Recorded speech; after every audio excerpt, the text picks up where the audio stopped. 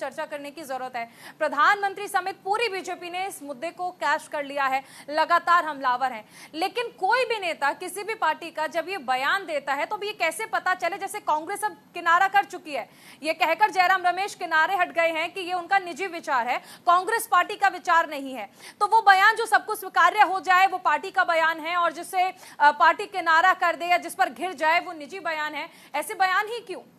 देखिए, अभी तो चुनाव है और इस तरह की बयानबाजी होना स्वाभाविक है, लेकिन जैसा जिक्र किया जाए, प्रधानमंत्री ने भी अपने भाषणों में जैसे कहा, या राहुल गांधी जैसे अपने भाषणों में कह रहे हैं कि कांग्रेस कुछ ना कुछ आर्थिक, अगर उसकी कभी सरकार बनती है आने वाले दिनों में, तो वो आर्थिक सर्वेक्षण जैसी कोई चीज कराएगी देश में, और ये जरूर पता लगाने की कोशिश करेगी कि किसके पास कितनी संपत्ति है। और कांग्रेस की अगर आप इतिहास देखें, या आजादी के बाद से जिस तरह से कांग्रेस ने इस देश में शासन किया है, तो इस तरह की चीजें कोई नई बात नहीं होगी। आजादी के तुरंत बाद जमींदारी कानून बनाया गया ताकि हमारे देश से जमींदारी जो व्यवस्था थी, जो सदियों से चली आ रही थी, उसका उन्मूलन किया जा सके। और उसके बाद आने वाले कुछ साल के बाद, कुछ दशकों के बाद सीलिंग एक्ट आया, और सीलिंग एक्ट वो एक्ट था जिसमें जब किसानों, जो जमींदार थे या जो राजवाड़े थे जिनके पास ज्यादा संपत्ति थी, उनसे वो संपत्ति लेकर या उनकी जमीनें लेकर भूमिहीनों को दी गई। तो भारत में इस तरह के कदम नहीं उठाए गए हैं, ऐसे पहले ऐसा नहीं हुआ है। भारत में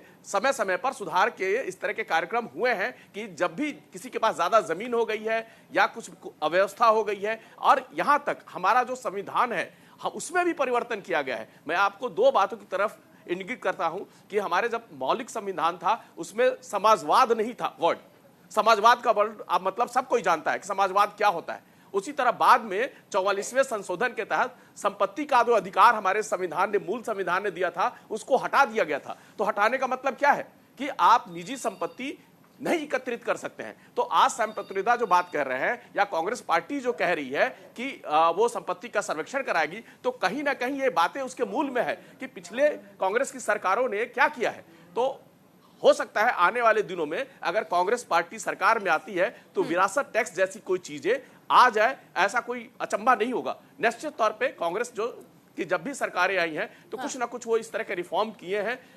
जो गरीबी अमीरी का खाई पाटने के लिए, लैंड डिस्ट्रीब्यूशन के लिए,